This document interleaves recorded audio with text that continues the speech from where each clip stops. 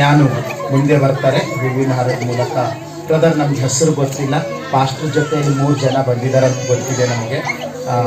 ಹೌದು, ಒಂದೇ ಸರ್ತಿ ಪ್ಲೀಸ್ ಸ್ವಲ್ಪ ಬರಬೇಕು. ಅವರಿಗೆ ನಾವು ಹೂವಿನ ಹಾರದ ಮೂಲಕ ನಾವು ಸನ್ಮಾನಿಸ್ತೇವೆ. ಬರ್ರಿ ಬರ್ರಿ ತಟ್ಟಣ, ಯಾರು ಸುಮ್ಮನೆ ಇರಬಾರ್ದು.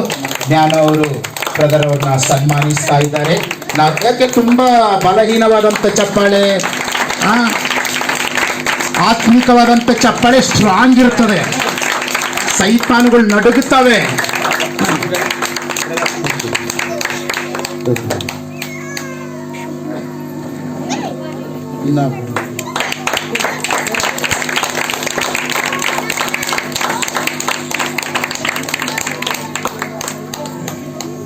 ನಾವು ಊಹಿಸುವುದಕ್ಕಿಂತ, ನಾವು ನೆನೆಸುವುದಕ್ಕಿಂತ ಅಧಿಕವಾಗಿ ಕರ್ತನು ಈ ಒಂದು ಊಟವನ್ನು ದೇವರು ನಡೆಸಿದ್ದಾನೆ. ದೇವರು ಅದ್ಭುತಕರವಾಗಿ ನಡೆಸಿದ್ದಕ್ಕಾಗಿ ದೇವರ ನಾಮಕ್ಕೆ ಮಹಿಮೆಯಾಗಲಿ. ಮತ್ತು ಪಾಸ್ಟರ್ ಅವರು ಮುಂದೆ ಬರ್ತಾರೆ.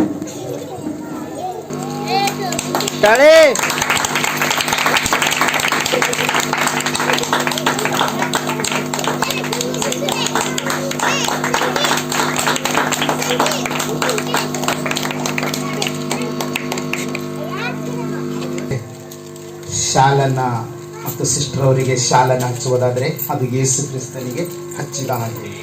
ಯೇಸು ಕ್ರಿಸ್ತನಿಗೆ ನಾವು ಹಚ್ಚಿದೇವಂತಂದ್ರೆ ಪರಲೋಕದಲ್ಲಿರುವಂತ ದೇವರಿಗೆ ಹಚ್ಚಿದ ಹಾಗಾಯ್ತು, ಸನ್ಮಾನಿಸಿದಂಗಾಯ್ತು, ಪ್ರೀತಿಸಿದಂಗಾಯ್ತು, ಗೌರವಿಸಿದಂಗಾಯ್ತು, ಸೇರಿಸಿಕೊಂಡಂಗಾಯ್ತು. ಹಲ್ಲೆಲೂಯಾ.